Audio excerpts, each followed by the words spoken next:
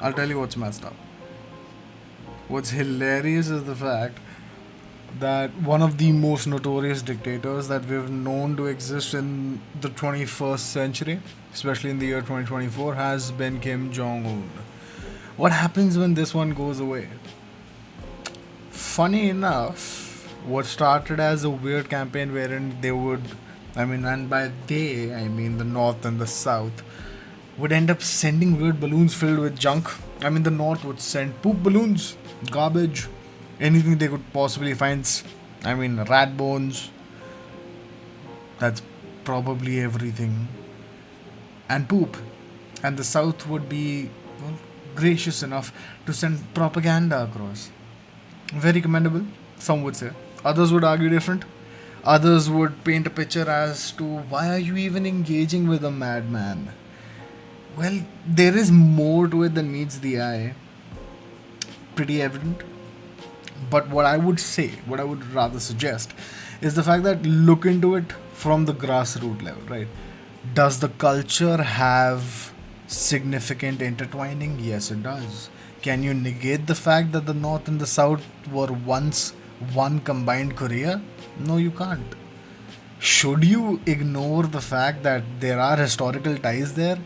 And if the dictatorship was no longer a thing, would a united Korea be good for the world?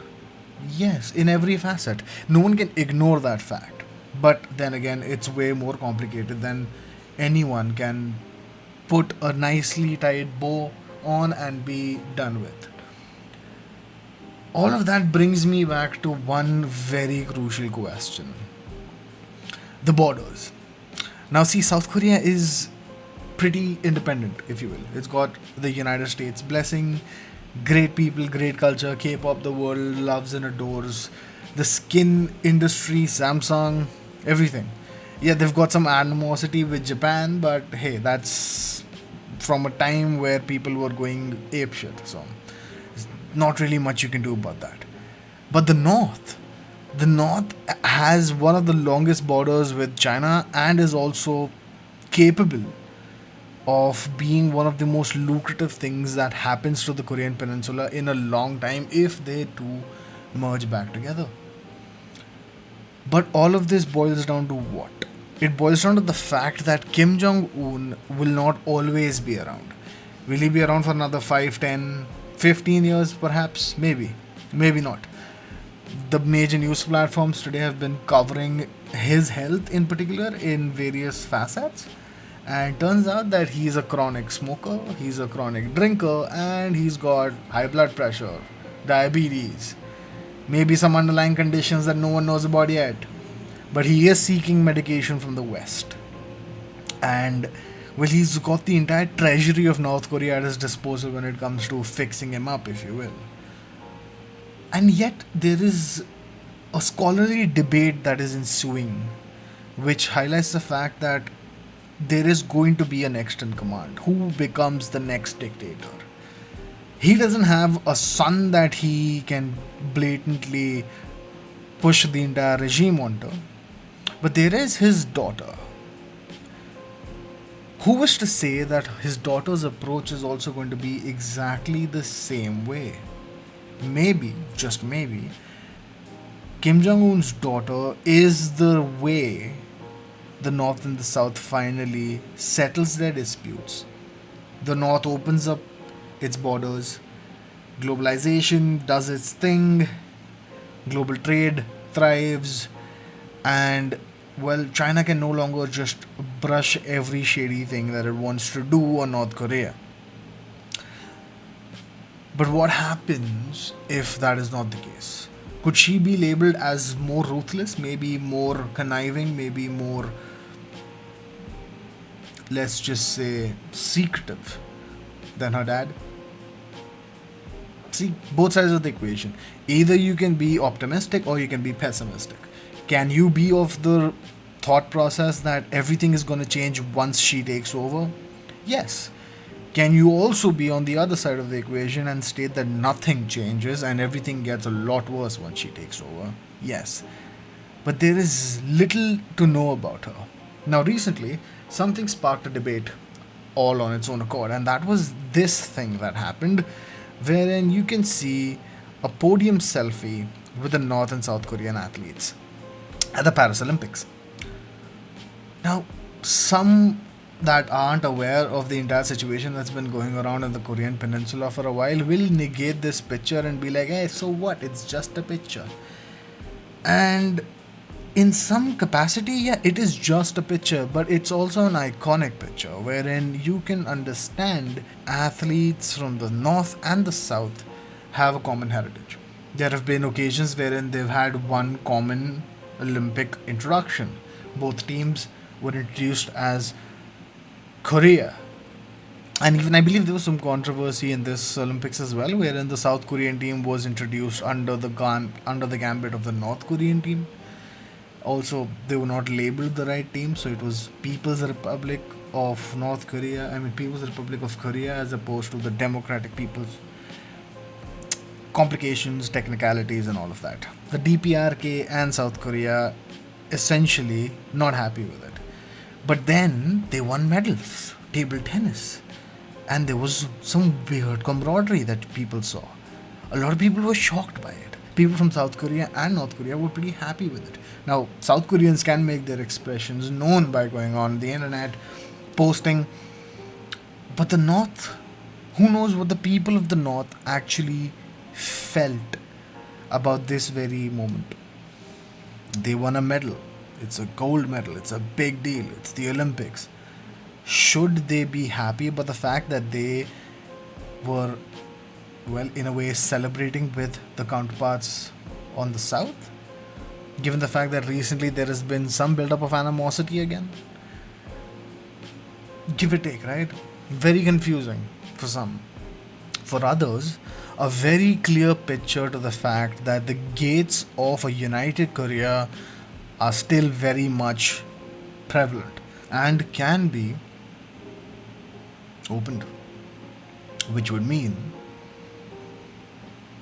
that this picture could be one of those pictures that are historical, that people are going to be referring back to for years to come, and are going to be saying that around the 2024 Paris Olympics was the first time where the buds of hope were a thing.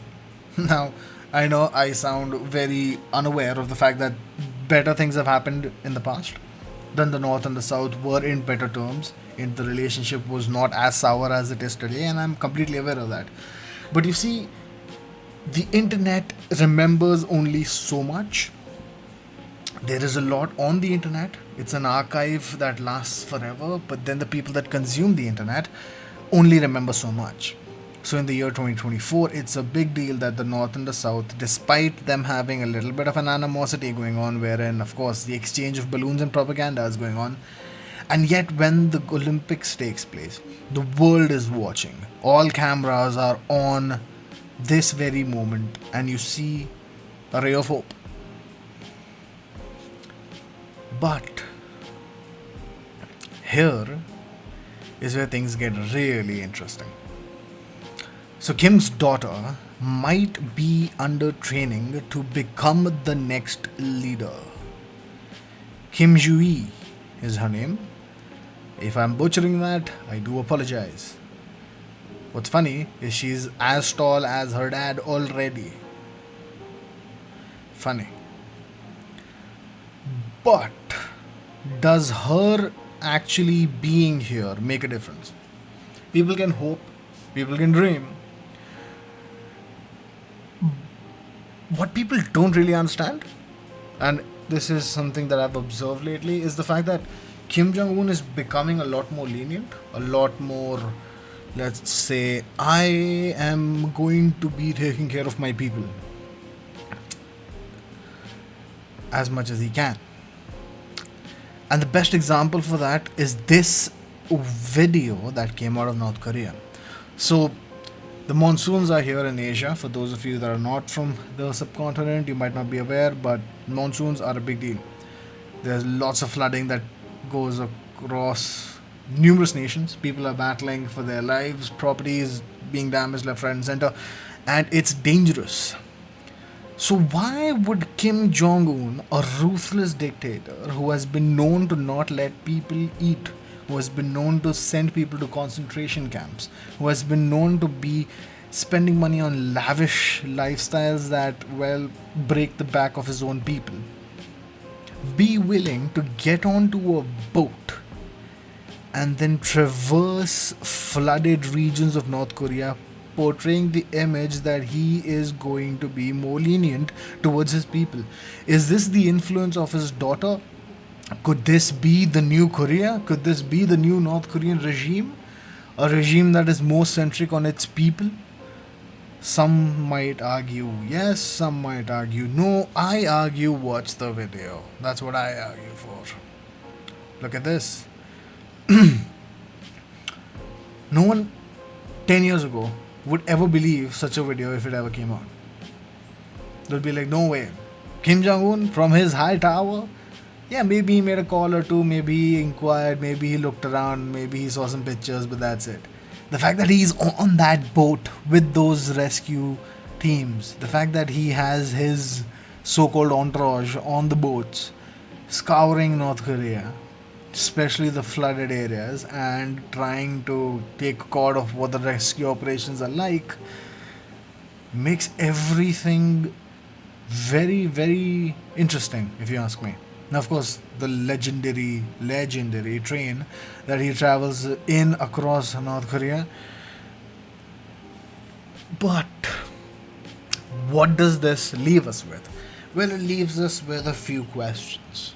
Question number one: who takes over once Kim Jong Un is no longer around? Could it be one of his leading generals? Could it be some national advisors that have been around the Kim family for a while? Yes. Most likely, yes. Could it be that he successfully hands over the reins to his daughter, who manages to retain control over the regime without having assassination attempts on her be successful? Yes, that could also be the case. Most importantly, if this happens and if this is successful, we are looking at a time wherein a united Korea, provided the South wants it, might be a thing. Or, even better, maybe this border, which is considered by some to be one of the most dangerous borders to cross, maybe it might not be as dreaded anymore. Maybe trade opens up, maybe free movement opens up, maybe, just maybe, North Korea is not completely dark once the sun goes down, with Pyongyang being the only city with lights. Maybe from the International Space Station you can no longer significantly tell where North and South Korea are. Maybe the people that are living in North Korea in extreme poverty, in hopeless conditions, maybe they have an out. One can only hope. And we'll be watching. See you guys soon.